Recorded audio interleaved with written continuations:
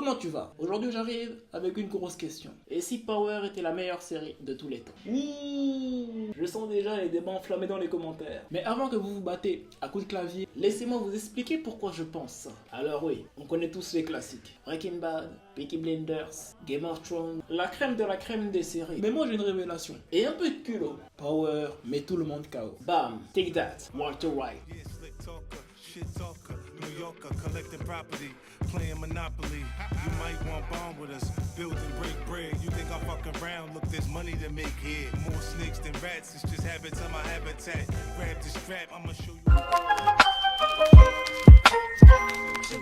On commence avec le personnage principal, James St. Patrick alias Ghost. Ce mec est un mélange entre magicien, un génie du mal et un vendeur d'assurance en costume 3 pièces. Le gars est une machine à gérer les crises. Quand la situation est sur le point d'exploser, boum, il sort à coup de maître. Genre, tu sais cette partie d'échec où tu te dis merde, c'est foutu. Mais non, Ghost te fait un échec et mat en 3 secondes. Franchement, ce gars devrait ouvrir une école pour apprendre aux gens à se sortir des embrouilles. Rapide, précis et efficace.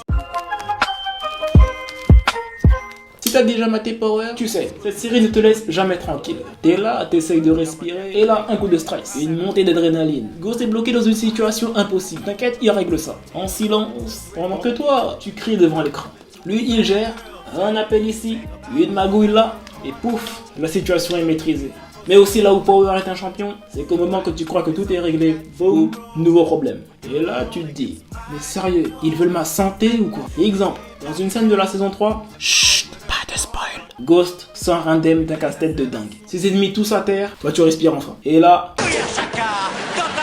ça repart encore. Le stress remonte direct à 200%.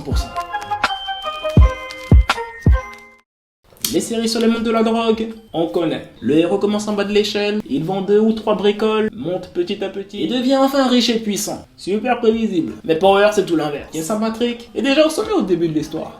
Et là tu te dis, ok, il va juste maintenir son empire. Nope. Le gars monte encore plus haut. Mais à quel prix? Trahison, complot, meurtre. Choix impossible. Bref, la série casse les codes habituels. À chaque épisode, tu te demandes comment il va faire pour s'en sortir. Et franchement ce suspense, c'est du pur plaisir.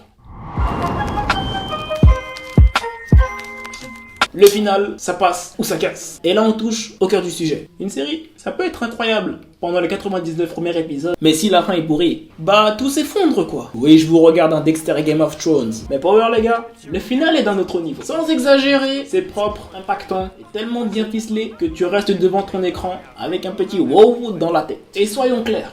Je parle ici du vrai Power, le seul et l'unique, l'originel. Celle avec James St. Patrick. Pas les spin-offs, même s'ils sont cool aussi. A déclaré aussi le prochain spin-off sur Ghost et son acolyte Tommy. J'ai hâte de voir ce que ça va donner. Il faut que tu regardes. Bref, en résumé, suspense, retournement des situations imprévisibles, un scénario qui te met sans cesse sur les nerfs et une fin qui claque. Power a tout ce qu'il faut pour être couronné meilleure série de tous les temps. Enfin, selon moi, hein. Et peut-être vous, après avoir regardé. Du coup, la question, Power détrône-t-elle vos séries préférées? Dis-moi dans les commentaires quelle série tu considères comme la meilleure et pourquoi. Pensez à vous abonner hein, si c'est pas déjà fait. Je vois ton doigt hésiter, n'hésite pas.